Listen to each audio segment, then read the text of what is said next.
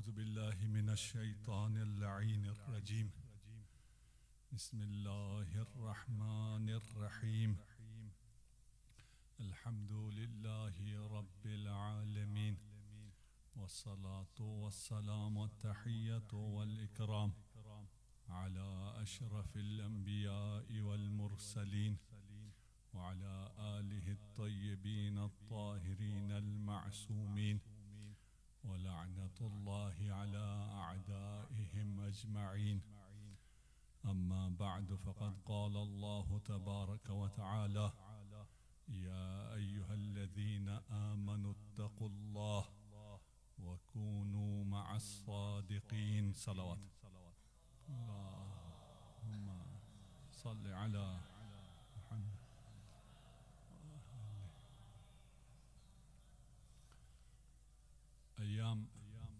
ایام فاطمیہ ہے اور مسجد الکوثر، ان 5 راتوں میں انشاءاللہ ہم کوشش کریں گے کہ زیارت نامہ سیدہ فاطمہ الزہرا سلام اللہ علیہا، جو خود بی بی کی طرح مظلوم ہے اور ہمارے درمیان اس طرح رائج بھی نہیں ہے اور اس کا بیان بھی کم ہے، انشاءاللہ ہم کوشش کریں گے کہ اس زیارت نامے کو جسے شیخ توسی نے التہذیب میں نقل کیا ہے، مختصر سی زیارت ہے، اور شیخ سے پھر بحار نے بھی نقل کیا، علامہ مجلسی نے مفاتیح میں بھی لکھا۔ اس مختصر زیارت کو سمجھنے کی کوشش کریں گے، اور حوزہ علمیہ ہے، سامنے طلاب ہیں، لیکن آن لائن یہ غیر طلاب عوام میں بھی بات جا رہی ہے، تو کوشش کریں گے کہ کچھ اس طرح کا ماحول ہو کہ طلاب بھی مستفید ہو جائیں اور عوام کو بھی کچھ حاصل ہو جائے۔ صلوات پڑھ دیجئے محمد و آل محمد۔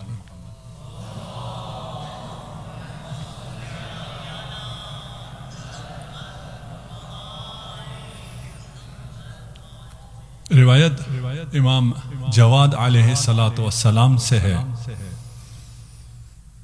قال حدثنا ابو جعفر علیہ السلام ذات یوم قال اذا صرت الى قبر جدتك فاطمة علیہ السلام فقل،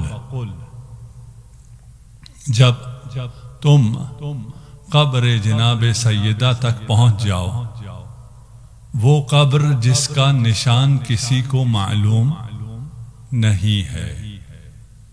قبر تک پہنچنے کا مطلب یہ نہیں ہے کہ آپ معیناً قبر تک پہنچ جائیں، آپ مدینہ میں ہوں تو بھی یہ زیارت پڑھ سکتے ہیں، بقیع میں ہوں، مسجد نبوی میں ہوں، یا یہاں جامعۃ الکوثر میں ہوں، زیارت نزدیک سے ہو یا دور سے۔ حقیقت زیارت تو یہ ہے کہ حضور الزائری عند المزور، اور حضور عن قرب ہوتا ہے، عن بعد نہیں ہوتا، لیکن یہ لطف ہے ائمہ کا ہمارے اوپر کہ ہمارے لیے جو ہم دور ہیں، ہمارے لیے جو ہم حیات انبیاء ائمہ کے بعد ہیں، اس کے ایکو کو تھوڑا کم کر دیں، اتنی آواز پہنچنے میں تو مشکل نہیں ہے نا، اس کو تھوڑا کم کر دیں، بہت زیادہ آواز کی ضرورت نہیں ہے۔ ہم جو عصر حضور میں ظہور میں نہیں ہیں، وہ بھی ائمہ کی زیارت کر سکتے ہیں، یہ لطف ہے، یہ فضل ہے۔ وَإِلَّا اصل زیارت حضور الزائر ہے، زائر حاضر ہو جائے، آپ مدینہ میں ہوں یا یہاں ہوں، اگر عند قبر فاطمۃ الزہرا سلام اللہ علیہا کی نیت کریں اور کہیں یا ممتحنۃ امتحنک اللہ. آج تک ہم نے جتنی زیارتیں پڑھی ہیں ان تمام زیارت کا آغاز سلام سے ہوتا ہے. السلام علیکہ یا اہل بیت النبوہ ومعدن الرسالہ. زیارت جامع کبیرہ یا زیارت عاشوراء یا زیارت وارث، تمام زیارات کی ابتدا سلام سے ہے. یہاں یا ممتحنۃ، السلام علیکی یا ممتحنہ نہیں ہے بلکہ شروع ہی ہو رہا ہے یا ممتحنہ.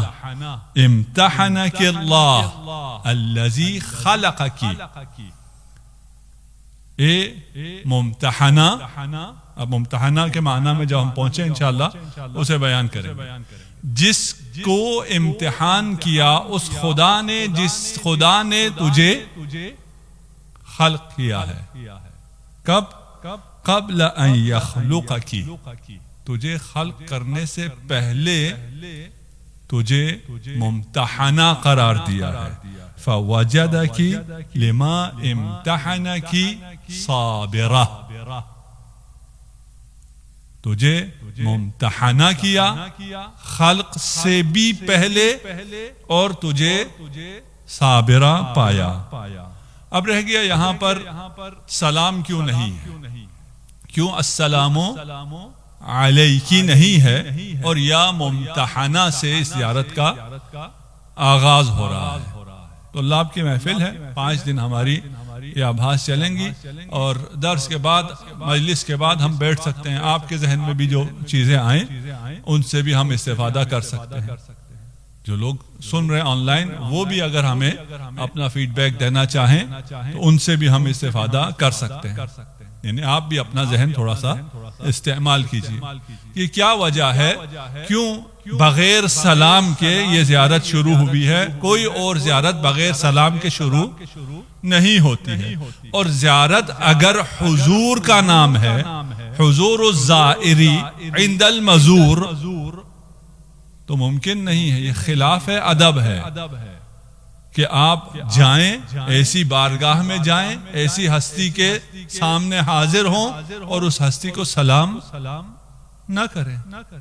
یہ خلاف ادب ہے. جو مادر ادب ہے اس کے حضور ہم پیش ہوں اور اسے سلام نہ کریں.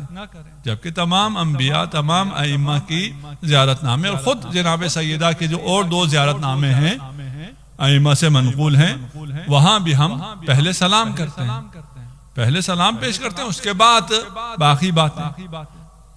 اور یہاں بھی سلام کرنے میں مشکل کوئی نہیں تھی، ایک السلام علیکی کہنا تھا، اس کے بعد یا ممتحنہ کہتے تھے، بات کو آگے چلا دیتے. جیسے ہم نے عرض کیا کہ اس زیارت کو شیخ طوسی نے اپنی کتاب التہذیب میں نقل کیا ہے. اور اگر تو لابھ ہیں، آپ کے پاس 2 روایتیں ہیں، یعنی ایک روایت کے 2 نسخے ہیں. ایک نسخہ کافی میں آیا ہے، من لا یحضر میں آیا ہے، دوسرا نسخہ تہذیب میں آیا ہے. تو علماء تہذیب والے نسخے پر عمل نہیں کرتے، کافی یا من لا یحضر الفقی کو مقدم کرتے ہیں. کیوں؟ اس لیے کہ علماء کہتے ہیں تہذیب میں شیخ ادق نہیں ہے، شیخ دقیق نہیں ہے نقل میں. کبھی نقل بے معنی فرماتے ہیں، کبھی مراجعہ کیے بغیر اپنے ذہن پر، اپنے حافظے پر اعتماد کرتے ہیں اور لکھ دیتے ہیں.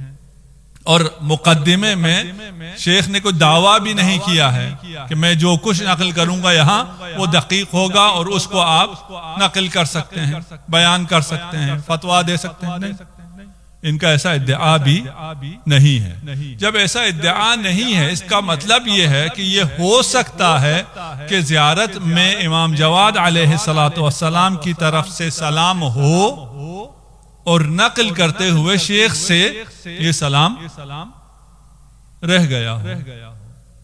آپ کہیں گے اچھا تہذیب میں نہیں ہے تو پھر باقی کتابوں میں دیکھ لیتے ہیں. باقی کتابوں میں باقی روات نے اس کو کیسے نقل کیا ہے؟ یہ زیارت صرف شیخ نے ہی تہذیب میں نقل کی ہے، اور پھر جس نے بھی دوسری کتابوں میں لکھا ہے اس نے تہذیب سے ہی لے کر لکھا ہے۔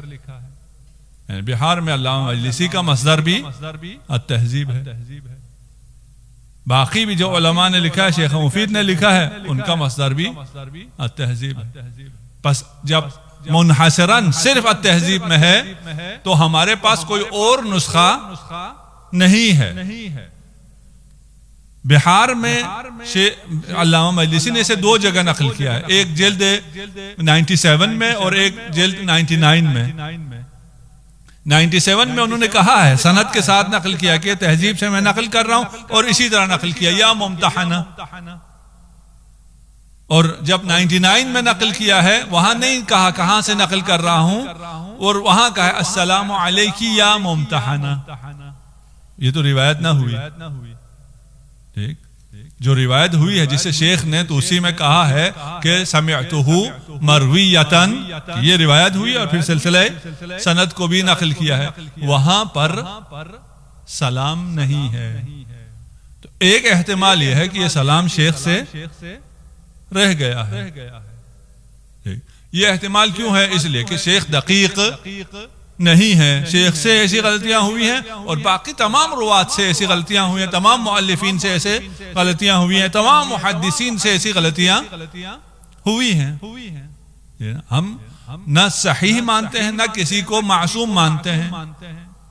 ائمہ کے علاوہ ہم کسی کو معصوم نہیں مانتے، غلطی ہو سکتی ہے۔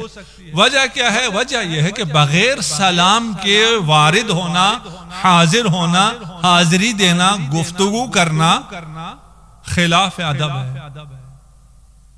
ابو حنیفہ ایک دفعہ آیا اور امام جعفر صادق کے فرزند امام موسیٰ کاظم علیہ السلام وہ کم سنی میں تھے، کہا ان کو اختبار کرنا چاہا، آزمانا چاہا، کہا کہ تمہارے ہاں بیت الخلاء کے لیے کیا کرتے ہیں یا سبی؟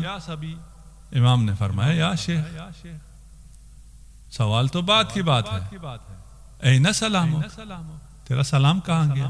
سلام کیوں کھا گیا؟ بغیر سلام کے اس گھرانے کے بچے سے ہی بات نہیں ہو سکتی ہے۔ بس سلام تھا، یعنی ہوگا، احتمال ہے تو پھر تھا تو نہیں کہیں گے، ہوگا۔ سلام ہو سکتا ہے ہو، جسے بعد میں شیخ نے نقل کرتے ہوئے، شیخ طوسی نے نقل کرتے ہوئے ذکر کرنے سے رہ گئے ہوں، اور ان کے بعد پھر جس نے اسی کتاب سے لیا وہ نقل، امانت در نقل کا تقاضا ہی یہی ہے کہ جیسا ہے ویسا ہی نقل کر دو۔ ہم اپنی طرف سے اس میں السلام علیکی کا اضافہ نہیں کر سکتے اگر روایت میں نہیں ہے۔ ہم جب زیارت کے لیے جاتے ہیں ائمہ کے پاس، وہاں ہم گواہی دیتے ہیں کہ آپ ہماری گفتگو کو سن رہے ہیں، انک تسمع کلامی وترد سلامی۔ ہم جو سلام کرتے ہیں تو آپ ہمارے سلام کا جواب دیتے ہیں، جب ہم حاضر ہو رہے ہیں اور وہ ہمارے سلام کا جواب دیتے ہیں اور ہم سلام نہ کریں، یہ ممکن نہیں ہے۔ زیارت زور سے ہے، میل کے معنی میں، تمایل کے معنی میں، باقیوں سے قطع ہو کر، کٹ کر کسی ایک طرف جس کی زیارت کر رہے ہیں اس کی طرف رکون پیدا کرنا، میل پیدا کرنا، اس کی طرف متوجہ ہونے کو زیارت کہتے ہیں۔ من زار ابی کمن زار اللہ فی عرشہ۔ لوگوں کو یہ روایت سمجھ میں نہیں آتی، ٹھیک ہے نا؟ یا اور روایت میں بھی ہے، دعاؤں میں بھی ہے کہ اے خدا میں تیری زیارت کرنا چاہتا ہوں۔ خدا کی زیارت کا کیا مطلب؟ خدا جسم ہے، خدا عرش پر ہے کہ خدا کے عرش پر جا کر آپ زیارت کریں۔ لیکن اگر زیارت کا معنی سمجھ میں آ جائے کہ میں چاہتا ہوں خدا کی زیارت کروں، یعنی میں انقطاع کامل چاہتا ہوں، ما سوى اللہ سے منقطع ہو کر خدا کی طرف متوجہ ہونا چاہتا ہوں، پھر زیارت اللہ علی عرش ہی سمجھ میں آتا ہے کہ اگر انسان معصومین کی زیارت سے دنیا سے ما سوی اللہ سے منقطع ہو جائے اور وصل ہو جائے معصوم تک، وہ باب اللہ ہے، وہ آپ کو پہنچا دیتے ہیں خدا تک۔ اگر آپ کو خدا تک پہنچایا تو آپ کو خدا کی زیارت ہو گئی، آپ خدا کی طرف متوجہ ہو گئے، آپ غیر اللہ سے منقطع ہو گئے۔ ایک احتمال تو یہ ہوا کہ شیخ سے سلام رہ گیا ہے۔ دوسرا احتمال یہ ہے، اب اس میں سے جو بھی احتمال آپ جس کو بھی اپنانا چاہیں، تقویت دینا چاہیں، یا کوئی تیسرا احتمال آپ کے ذہن میں اگر آ جائے کہ اس سلام کو تقیتاً حذف کیا گیا ہے۔ تقیہ کا تقاضا یہ تھا کہ یہاں بی بی کو سلام نہ دیا جائے، کیوں؟ اس لیے کہ وہ المجہولۃ قدرہا، جس کی قدر کا بھی پتہ نہیں ہے، اور المجہولۃ قبرہا بھی ہے، ان کی قبر کا بھی کسی کو علم نہیں ہے، ان کی قدر کا بھی کسی کو علم، قدر و منزلت کا بھی کسی کو علم نہیں ہے، وہ لیلۃ القدر ہے۔ جب بی بی کا جناب سیدہ کی قبر مخفی ہے اور امام مدینے میں زیارت کرتے ہوئے کسی مقام پر السلام علیکی کہیں، پھر دشمن کو پتہ چل جائے گا کہ یہ قبر کہاں ہے، اور اگر نہ بھی پتہ چلے، یہ شک ہو سکتا ہے، وہ اس پر اقدام کر سکتے ہیں۔ جہاں بھی امام اور امام کے بعد امام کی تعلیم کے نتیجے میں اصحاب، اور اصحاب کے بعد شیعیان جہاں جا کر سلام کریں، وہ کہیں گے یہاں قبر سیدہ ہے۔ کیوں؟ اس لیے کہ آپ السلام علی نہیں کہیں گے، السلام علیکی کہیں گے۔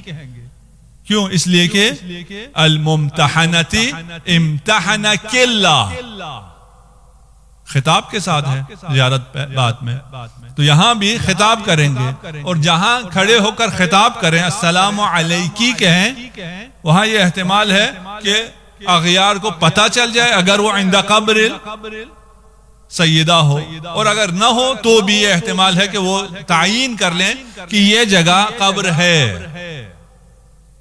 کیوں ہے؟ اس لیے کہ امام جواد یہاں زیارت پڑھا کرتے تھے، اس کے بعد اصحاب بھی یہاں کھڑے ہو کر زیارت پڑھتے تھے، اس لیے یہ جگہ قبر سیدہ ہے، اور یہ جگہ قبر سیدہ ہے، اس کی تعین نہیں ہو سکتی، اس لیے کہ یہ تعین نہ ہونا خود احتجاج ہے۔ اس عظیم ہستی کا قبر کا مجہول ہونا، معلوم نہ ہونا، یہ خود احتجاج ہے۔ کہتے ہیں واللہ اعلم کہ سعودیہ نے امیر عبداللہ کے دور میں جب تعلقات کچھ بہتر ہوئے، انہوں نے کہا ہم بقیع کو آباد کرنے کے لیے تیار ہیں ایک شرط پر، آپ ہمیں قبر سیدہ کا نشان بتا دیں، تو ہم اسے بھی تعمیر کریں گے، بقیع بھی تعمیر کریں گے۔ اور انہیں بھی پتا ہے کہ ہمیں بھی پتا نہیں ہے، اس کو ائمہ نے مخفی رکھا ہے، تو شیعوں کو بھی معلوم نہیں ہے۔ لیکن اگر ہم متفق ہو کر کہہ دیں فلاں جگہ پر ہے اور وہ اس کو بنا لیں، تو یہ سند مظلومیت ختم ہو جائے گی کہ بی بی کی قبر کہاں ہے۔ کیوں بی بی نے وصیت کی کہ میری قبر کو مخفی رکھا جائے؟ بہرحال یہ دو احتمال ہیں۔ پہلا احتمال کیا ہوا؟ شیخ سے غلطی ہو گئی ہے اور وہ نقل کرنے میں ان سے السلام علیکی رہ گیا ہے۔ دوسرا احتمال یہ ہے کہ یہ تقیہ کا مورد تھا اور تقیتاً اس زیارت میں السلام علیکی کو پیش نہیں کیا گیا۔ آپ کہہ سکتے ہیں اچھا یہاں اگر آپ تقیہ کر رہے ہیں تو باقی جگہ آپ تقیہ کیوں نہیں کرتے؟ باقی ائمہ کے لیے آپ نے زیارتوں میں سلام کیوں نقل کر دیا ہے؟ کیوں ائمہ سلام کیا کرتے تھے؟ باقی ائمہ کی قبر مخفی نہیں ہے، آشکار ہے، اور اس کو آخر تک مخفی رکھنا بھی نہیں تھا. اگر کوئی بعض قبور جیسے نجف ایک عرصہ مخفی رہا، اس کے بعد آشکار ہوا، اس کو آشکار ہونا تھا، اسے مخفی رہنا نہیں تھا. ثانیاً جو سند مظلومیت اور جو مینارہ دفاع ولایت اور جو عظمت اور جو کبریائی جناب سیدہ کو حاصل ہے، اس لیے کہ وہ مینار ہیں براعت کا، دفاع عن الامامت کا. یا علی لم يعرف المؤمنین بعدی الا بک، کہ میرے بعد مومن تجھ سے پہچانا جائے گا، اور ربی کے بعد منافق صرف حضرت زہرا سے پہچانی جائے. کون منافق ہے اور کون منافق نہیں ہے، اس کا نشان مظلومیت زہرا ہے. اسی لیے آپ کو وہ فضائل علی نقل کرتے ہوئے نظر آئیں گے، لیکن فضائل سیدہ نقل کرتے ہوئے نظر نہیں آئیں گے. وہ قاتل علی پر لعنت کر سکتے ہیں، قاتل حسین پر لعنت کر سکتے ہیں، لیکن قاتل سیدہ پر لعنت نہیں کر سکتے. بھئی کوئی بھی ہو، ہم نہیں کہتے کون ہے تو لعنت کرو، کوئی بھی ہو علی الاطلاق ذرا لعن کر دو. جو بھی قاتل سیدہ ہے اس پر لعنت ہو، نہیں وہ بھی ان پر گرا ہے. حتی سیدہ کو شہیدہ کہنے میں بھی ان کو اعتراض ہے کہ آپ شہیدہ بھی نہ کہیں. بھئی ہم تعین نہ کریں، ہم نام نہ لیں، ہم آپ کے احساسات کا احترام کریں، لیکن اس میں کیا مسئلہ ہے؟ اس لیے کہ جناب سیدہ کی ہستی ایسی ہستی ہے جس سے منافقین پہچانے جاتے ہیں. جب منافقین کی پہچان ہے تو جو بھی آثار تھے جناب سیدہ سے مربوطہ ان تمام آثار کو مٹایا گیا ہے. جسے ہم نے عرض کیا کہ 3 روایتیں ہیں زیارت کی، جناب سیدہ کی زیارت کی 3 روایتیں، اور شیخ اسی روایت کو نقل کرتے ہوئے کہتے ہیں کہ باب روایت میں فضل سیدہ کی روایت میں اتنی روایت ہیں اکثر من ان یحصا، اتنی زیادہ ہیں جو گنی ہی نہیں جا سکتی. شیخ توسی کے زمانے تک اتنی زیادہ روایات تھیں، ہمارے زمانے تک آتے آتے چند روایت رہ گئی. کہا شیخ توسی نے وہاں اکثر من ان یحصا جہاں لکھا اس کے ساتھ آگے 8-10 روایات بھی لکھ دیتے کہ بھائی بہت زیادہ ہیں، بے عنوان ہیں. مثال میں 4-5 آیتیں، 4-5 روایتیں، 8-10 روایتیں نقل کیے دیتا ہوں. آپ کو معلوم ہے شیخ توسی نے اپنی کتاب، ان کے استفسار تو رہ گئی، لیکن ان کا کتاب خانہ مکتبہ جلا دیا گیا، باقی ہماری کتابیں ضائع کر دی گئیں، اور مخصوصاً وہ آثار جو جناب سیدہ سے مربوط تھے ان کو ضائع کر دیا گیا. صلوات پڑھ دیجئے محمد و آل محمد.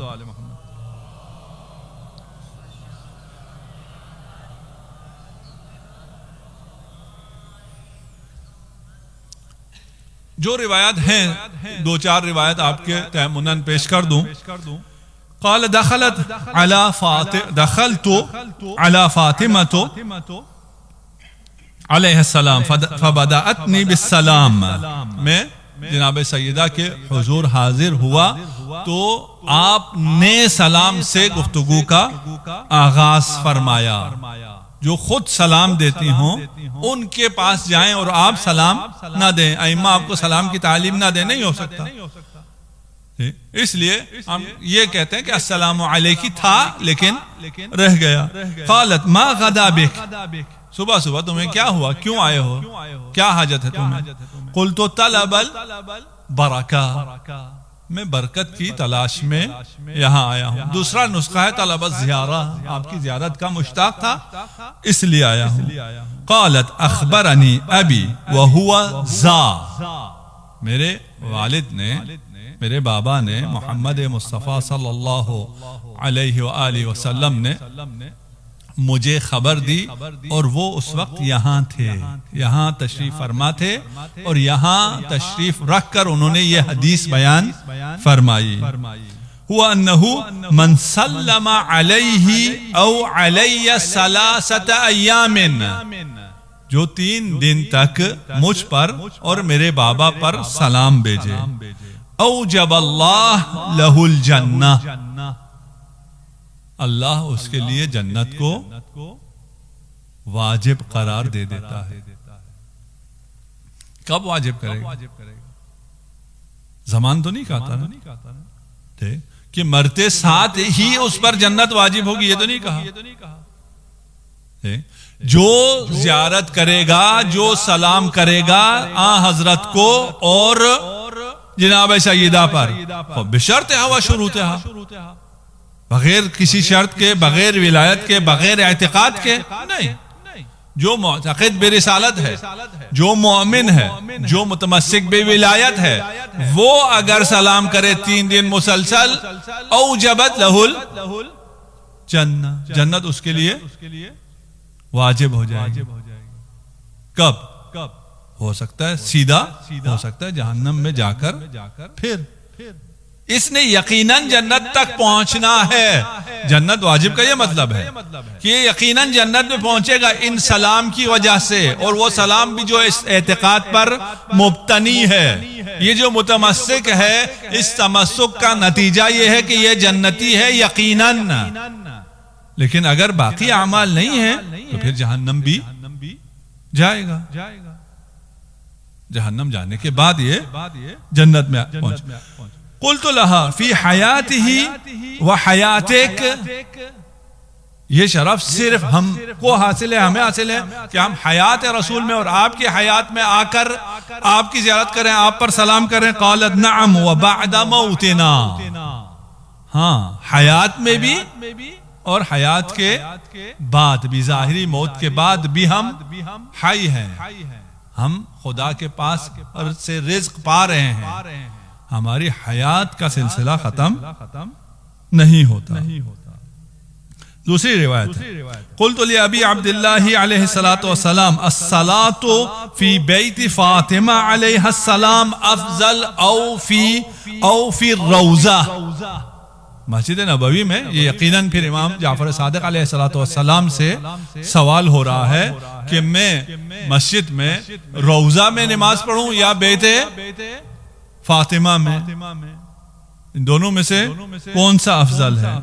فرمایا قال فی بیت فاطمہ علیہ السلام،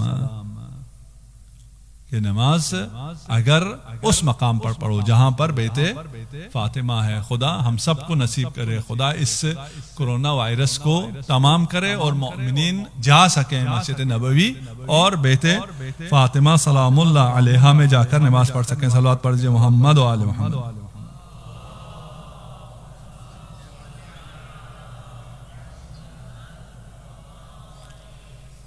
حضرت سے روایت ہے، یا فاطمہ من صلی علیکی غفر اللہ لہو، جو آپ پر درود بھیجے خدا اس کے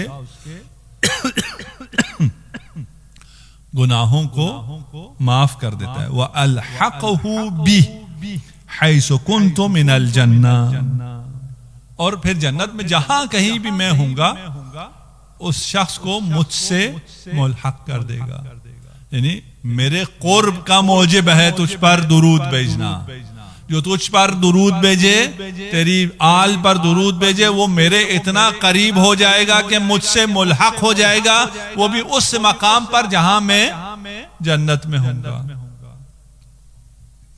یا ممتحنتو، اب آ جائیں زیارت پر. اے ممتحنہ، اس ممتحنہ کا کیا مطلب ہے؟ اگر یہ امتحانہ سے ہے، امتحان ہم اردو میں بھی کہتے ہیں، لیکن امتحانہ قدرتو، اگر امتحانہ قدرت کے ساتھ آئے یعنی قدرتو علی التحمل، اگر امتحان کرنا ہے اس کی قدرت کو تو پھر کیا کیا؟ التحمل ابتلا ہو، اس کو پھر مبتلا کر کے اختبار کیا جاتا ہے کہ اس کا تحمل کتنا ہے. امتحن القول، اگر کہیں کہ اس کے قول کا امتحان کیا، نظر فی وتدبرہ، اس قول میں نظر کیا، دیکھا اور اسے پرکھا. امتحن المعدن، اگر معدن کا امتحان کرنا ہے تو اس کا تصفیہ کرنا ہے اور اسے مصفات کرنا ہے. بس امتحان، امتحانہ کا کیا مطلب ہوا؟ خالص کرنا، مصفا کرنا، یا ممتحنہ یعنی یا مصفات. اے وہ ہستی، اے وہ ذات جسے خدا نے خالص کیا ہے، جسے خدا نے مہذب کیا ہے، جسے خدا نے مصطفیٰ کیا ہے. انا اخلصناہم بخالصۃ ذکر الدار، حضرت ابراہیم کے لیے کہا، قرآن کی آیت ہے کہ ہم نے انہیں اخلصناہم بخالصۃ ذکر الدار، کہ وہ دار کا، وطن کا ذکر کرتے تھے. ان وطن مصر و عراق و شام نیست، ان وطن شہریست کہ اورا نام نیست. یہ وطن وطن توحید ہے، وطن توحید کے لیے خالص کیا ابراہیم کو.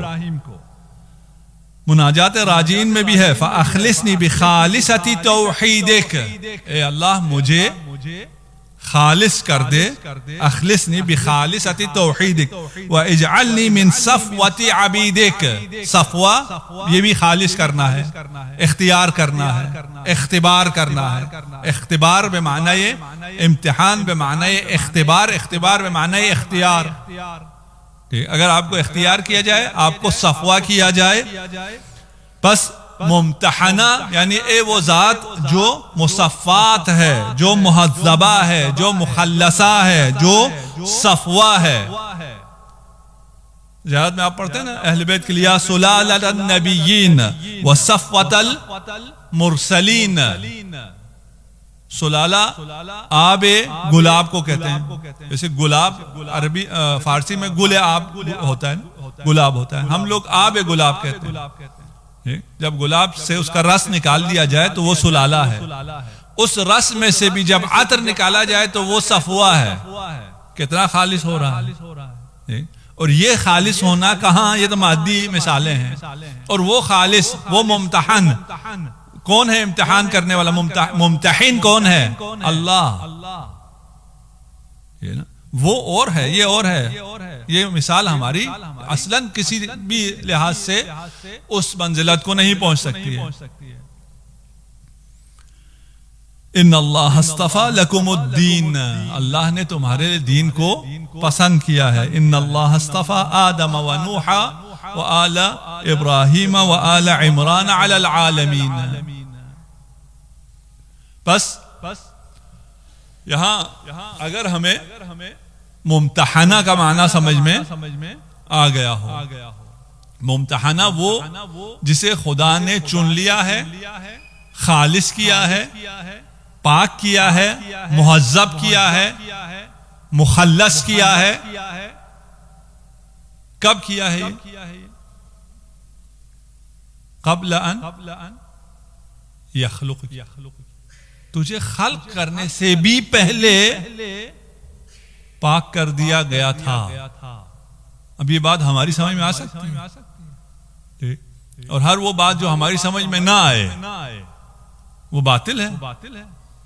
نہیں، ہم عصمت کے قائل ہیں، لیکن یہ عصمت انبیاء کی اور ائمہ کی اور جناب سیدہ کی یہ اکتسابی نہیں ہے، یہ تدریجی نہیں ہے. یہ نہیں ہے کہ جناب سیدہ تھیں اور انہوں نے آزمائشات دینے کے بعد، امتحانات میں کامیابی کے بعد تدریجاً مرحلہ بے مرحلہ اس عصمت کو حاصل کیا ہو، اور پھر ہم کہیں کہ جیسے جناب سیدہ نے حاصل کیا ہے اور لوگ بھی اس عصمت کو حاصل کر سکتے ہیں. نہیں، جناب سیدہ کی عصمت عصمت تدریجیہ نہیں ہے. پھر عصمت تدریجیہ نہیں ہے کا مطلب یہ ہے کہ جب وہ پیدا ہوئی ہیں تو معصومہ پیدا ہوئی ہیں، طاہرہ پیدا ہوئی ہیں، مطہرہ پیدا ہوئی ہیں. جب جنت سے آئیں وہ 10 خواتین اور انہوں نے حضرت خدیجہ کو دیا، خذیہا یا خدیجہ، طاہرۃ مطہرہ،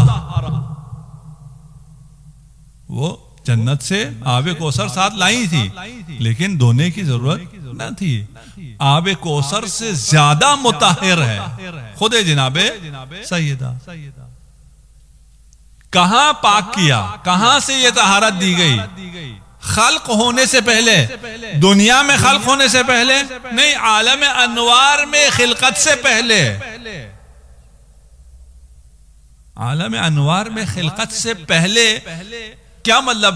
اگر آپ یہ امتحانہ بمعنی اختبارہ یعنی امتحان، اردو والا امتحان لیں کہ آپ ممتحنہ ہیں یعنی آپ کا امتحان ہوا ہے، تو آپ کو ہونا چاہیے، آپ کو ابھی یہاں آنا چاہیے، اس کے بعد آپ یہاں ہوں یا حضوری ہوں یا آن لائن ہوں، اور اس کے بعد آپ امتحان دیں تو پھر آپ کو کوئی مدرک ملے گا، درجہ ملے گا. آپ کو ہونا چاہیے کہ یہاں ہونے کی بات نہیں ہے، ہونے سے پہلے بس امتحان نہیں ہے. پھر کیا ہے؟ یہ مصفات ہیں، یہ مہذبہ ہیں، یہ مخلصہ ہیں. کب؟ جب کچھ بھی نہیں تھا، کیونکہ جو پہلا خلقت ہے وہ نور محمد مصطفیٰ صلی اللہ علیہ وآلہ وسلم. صلوات پڑھ دیجئے محمد علیہ.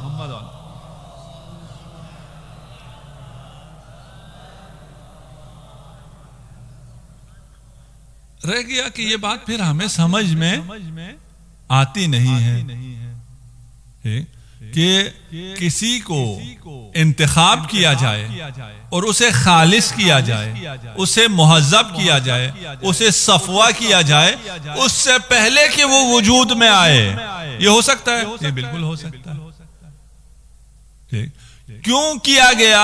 وہ بھی ان صلاحیتوں کی وجہ سے کیا گیا، ان انفرادیت کی وجہ سے کیا گیا جو جناب سیدہ میں ہے، جو اہل بیت میں ہے. اسی لیے تو عصمت کمال ہے. ہم اگر آپ زیادہ پڑھیں اس موضوع کو تو عصمت میں زیادہ تر یہ کہا جاتا ہے کہ معصوم کو علم اتنا ہو جاتا ہے، اس علم کے درجے پر فائز ہو جاتا ہے کہ اس کے بعد گناہ کرنا بالکل ایسے ہو جاتا ہے جیسے ہمیں کچھ پلیدی میں ہاتھ ہم نہیں ڈالتے. ہمیں علم ہے یہ پلیدی ہے، نجاست ہے، ہم اس میں ہاتھ نہیں ڈالتے، ہم معصوم ہیں اس سے. ٹھیک، علم عصمت لے کے آتا ہے. انبیاء کو خدا نے علم دیا اس لیے ان میں عصمت آئی. نہیں، علم سے عصمت نہیں آتی. شیطان کو خدا نے علم دیا تھا، اس میں عصمت نہیں آئی. تمام اہل سقیفہ کے پاس علم تھا کہ علم نہیں تھا؟ علم تھا. ان پر حجت تمام تھی. تمام اہل سقیفہ ہم سے زیادہ عالم تھے امامت کے بارے میں، لیکن عصمت نہیں آئی. بس عصمت علم سے نہیں آتی ہے. آپ کے علم ہو اور ایمان ہو تو عصمت آتی ہے. نہیں، مجھے علم ہے، کرونا ہے، ایمان بھی ہے، میں پھر بھی احتیاط نہیں کرتا، عصمت نہیں آئی. شیطان میں علم بھی تھا، ایمان بھی تھا، عصمت نہیں آئی. ساری مثالیں آپ اپنی بھی دے لیں اور جگہوں پہ بھی دیکھ لیں جہاں علم بھی ہے، ایمان بھی ہے، لیکن عصمت نہیں آتی. ہم کہتے ہیں جی ڈاکٹر جو ہے وہ بہت احتیاط کرے گا. نہیں جی، ڈاکٹر بھی آج کل نہ کورونا سے احتیاط کر رہا ہے، وہ پیپسی بھی پیتا ہے، وہ سگریٹ بھی پیتا ہے، اس کو علم ہے، سب کچھ ہے. آج کل سکین کر کے اس نے دیکھ لیا، اس نے اپنا ریا بھی دیکھ لیا ہے، اپنے لنگس بھی دیکھ لیے ہیں، خراب ہو رہا ہے. علم بھی ہے، ایمان بھی ہے، پھر بھی سگریٹ نہیں چھوڑتا. بس علم و ایمان جس بھی درجے کا ہو عصمت کو لے کے نہیں آتا. پھر کہاں سے عصمت آتی ہے؟ آپ کہیں جی علم و ایمان و محبت اگر ہو تو پھر عصمت آتی ہے. اللہ سے کیونکہ شیطان کو محبت نہیں تھی، ہم اپنی نسبت کرتے ہیں. ہمیں اپنے ہونے کا علم بھی ہے، ہمیں ان چیزوں سے نقصان کا علم بھی ہے، ایمان بھی ہے، اپنے آپ سے محبت بھی بہت ہے. محبت کی تو کوئی کمی نہیں ہے نا اپنے آپ سے. باقی چیزوں سے محبت نہ کرتے ہوں، محبت بھی ہے لیکن پھر بھی ہم معصیت کرتے. وہ کیوں؟ وہ اس لیے کہ علم اور کیا تھا؟ ایمان اور محبت یہ سب ہوں. شیطان کو بھی اپنے آپ سے محبت تھی یا نہیں تھی؟ اس کو اپنا انجام بھی پتا تھا کہ اس نے رجیم ہونا ہے، اس کو راندے درگار ہونا ہے، اس کے باوجود اس نے کیوں کیا؟ کیوں تکبر کیا؟ اس لیے کہ رذائل اخلاقی اگر ہوں تو وہ رذائل ان چیزوں کو نہ علم کو کام کرنے دیتے ہیں، نہ ایمان کو کام کرنے دیتے ہیں، نہ محبت کو. یہ حاوی آ جاتا ہے، یہ حسد حاوی آ جاتا ہے.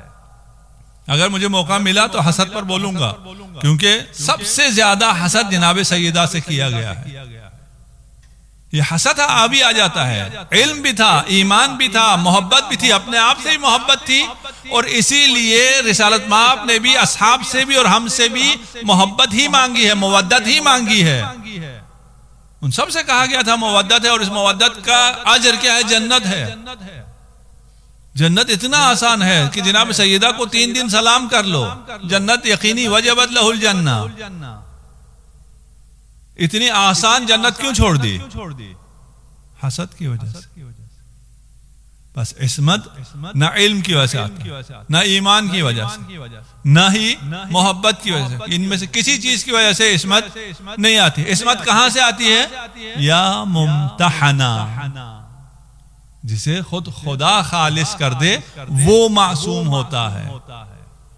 آپ یہی کہیں گے نا کہ چلیں جی آپ یہ 4-5 چیزیں کہیں، رذائل اخلاقی بھی نہ ہو. یہی ممتحنہ وہی ہے جس میں یہ رذائل اخلاقی نہ ہو، جس کو بالکل پاک صاف کر دیا گیا ہو، جس کو بالکل خالص کر دیا گیا ہو، جس کو خاص اپنے لیے کر دیا گیا ہو. لیکن یہ سمجھ میں نہیں آتا اس مرحلے پر یہ کیسے ہوگا، کیسے نہ ہوتے ہوئے خدا کسی کو ہونے سے پہلے خالص کر دے. یہ سمجھ میں بات نہیں آتی. سمجھ میں تو ہمیں ویسی کچھ بھی نہیں آتا. خدا حی ہے یا نہیں ہے؟ خدا کا حی ہونا سمجھ میں آتا ہے؟ حیات کسے کہتے ہیں؟ تعلق روح بے بدن، یہ حیات ہے. ٹھیک ہے. خدا نہ روح ہے اور نہ بدن، پھر حیات کا کیا مطلب ہے؟ ہم نے آج تک اللہ کو حی کہا ہے، ہم نے زیادہ سوچا نہیں ہے، لیکن کچھ اسی طرح کا حی کہا ہے جیسے ہم حی ہیں ویسے ہی خدا حی ہے. ہم ایسے حی ہیں جسے موت آ جاتی ہے، خدا ایسا حی ہے جس کو موت نہیں آتی. نہیں بھئی، ایسا حی ہے ہی نہیں. ہماری حیات اور ہے، وہ حیات اور ہے. وہ کون سی حیات ہے وہ ہمیں سمجھ میں آ ہی نہیں سکتی. یہ اتنی واضح علم خدا سمجھ میں نہیں آ سکتا، ارادہ خدا بھی سمجھ میں نہیں آ سکتا. یہ بھی اللہ کے ارادوں میں سے ایک ارادہ ہے، انما یرید اللہ، جو ہمیں سمجھ میں نہیں آ رہا. اگر ہمیں سمجھ میں نہیں آ رہا تو ہم انکار کرتے ہیں، حیات خدا کا انکار کرتے ہیں، ارادہ خدا کا انکار کرتے ہیں، علم خدا کا انکار کرتے ہیں، یا اپنے جہل کا اقرار کر لیں. فَاسْأَلُوا أَهْلَ الذِّكْرِ، اپنے جہل کا اعتراف کریں کہ ہمیں یہ بات سمجھ میں نہیں آتی. لیکن مسئلہ حل ہو گیا. معصوم وہ ہے جو ممتحنہ ہو، جو ممتحن ہو. یا ممتحنۃ امتحنک اللہ الذی خلقک، وہ خدا جس نے آپ کو خلق کیا، اسی خدا نے آپ کو خلق کرنے سے پہلے ممتحنہ بنا دیا ہے، آپ کو صفوہ بنا دیا ہے، آپ کو خالصہ بنا دیا ہے، مخلص بنا دیا ہے. اور اس لیے آپ نے اپنی ساری زندگی راہ خدا میں گزاری ہے. خدا ہمیں توفیق دے کہ ہم ان 5 دنوں میں آج صرف ہم ایک لفظ ہی کر سکیں ہیں. البتہ زیارت مختصر ہے، اس لیے انشاءاللہ کل سے ہم ہو سکتا ہے 2-4 جملے کور کر سکیں. درخواست آپ علماء سے اور طلاب سے بھی یہی ہے کہ آپ اس کے ساتھ ہمارے ساتھ چلیں، اور اس میں جو چیزیں آپ کی بھی سمجھ میں آتی ہیں وہ بھی پیش کریں. یہ وہ ذات ہے کہ انسانیت کے پاس جو کچھ ہے وہ جناب سیدہ سے ہے، اور تشیع کے پاس، حوزہ علمیہ کے پاس، علماء طلاب، ہمارے پاس جو کچھ ہے وہ جناب سیدہ سے ہے. آپ کی برکت سے ہے، آپ کی قربانیوں سے ہے. اسی میں ہم پہنچے نہیں. آخر میں کہا کہ خدا نے جب آپ کو چن لیا، آپ کو ممتحنہ قرار دیا، تو آپ کو وجدکی صابرہ، آپ کو صابر پایا. کل انشاءاللہ اس پر گفتگو کریں گے کہ کن چیزوں میں آپ کو صابرہ پایا. یہ وہ خاندان ہے جس پر اتنے ظلم ہوئے ہیں کہ اس سے بڑا مظلوم گھرانہ کوئی نہیں ہے. اول مظلوم، اول رتبی نہ اول زمانی. جو ظلم اس خاندان پر گواہ رکھا گیا. امام جعفر صادق سے کسی نے پوچھا کہ وہ کیا بات تھی جب امیر المؤمنین جناب سیدہ کو غسل دے رہے تھے تو آپ نے فرمایا اما لیلی فمسحت، آج کے بعد علی کسی رات چین سے نہیں سو سکے گا. آپ نے وہ کیا منظر دیکھا تھا، کیا دیکھا؟ امام جعفر صادق علیہ السلام نے فرمایا ایک تو بازوؤں پر تازیانوں کے نشان دیکھے تھے، اور دوسرا بیوی کا شکستہ پہلو دیکھا تھا. اگر کسی کی ہڈی ٹوٹی بھی ہو تو جب ہاتھ ہلائیں تو درد کرتا ہے، لیکن اگر کسی کی پسلی ٹوٹی بھی ہو تو ہر سانس پر تکلیف ہوتی ہے. زہرا ہر سانس میں تکلیف میں تھی لیکن علی کو نہ بتایا. علی قیامت تک اسی غم میں روتا رہے گا. یہ وہ گھرانہ ہے جس گھرانے میں جب امام زین العابدین کو غسل دیا جا رہا تھا تو آپ کے بیٹے امام باقر بھی گریہ فرمانا شروع کیا. لوگوں نے پوچھا یہ کیا سبب ہے عظیم گریے کا؟ کہا ابھی تک میرے بابا کے پشت پر زخموں کے نشان موجود ہیں. یہ وہ گھرانہ ہے جس نے مظالم دیکھے.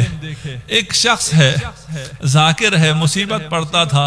امام حسن مجتبی خواب میں آئے اور کہا اے ذاکر تو میرے مصائب کو کیوں نہیں پڑھتا، تو میری عظیم مصیبت کو کیوں نہیں پڑھتا؟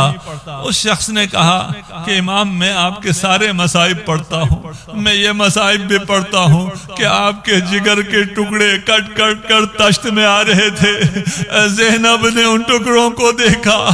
میں یہ مصائب بھی پڑھتا ہوں، آپ کا جنازہ گھر سے سفید کفن میں نکلا، لال ہو کر واپس آیا. میں یہ بھی پڑھتا ہوں کہ جس طرح زینب نے حسین کے گلے سے تیر نکالے اس طرح آپ کے بدن سے تیروں کو نکالا. امام نے فرمایا اے ذاکر یہ میرے مصائب ہیں، لیکن میرے اصل مصائب وہ ہیں جب میں 7 سال کا تھا، میں بچہ تھا، میں دیکھ رہا تھا میری ماں پشت در تھی، لعین دروازے پر آگ لے کر آ گئے. لعینوں نے دروازے کو آگ لگائی، دروازہ جلنا شروع کیا. ایک دروازے پر لاد لگی، دروازہ میری ماں کے پہلو پر گرا. میں دیکھ رہا تھا یہ وہ مصیبت ہے جسے میں کبھی فراموش نہ کر سکوں گا. دروازہ پہلو پر گرنا تھا، میرا بھائی محسن شہید ہو گیا. میری ماں نے فضا کو بلایا، میری ماں اپنے منہ کے بل زمین پر گری. کاش مصیبت یہی ختم ہو گئی ہوتی. وہ لعین دروازے کو رونتے ہوئے گھر میں داخل ہوئے، انہوں نے میرے بابا کے اس گردن میں رسی ڈالی. سيعلم الذين ظلموا أي منقلب ينقلبون. ماتم حسین.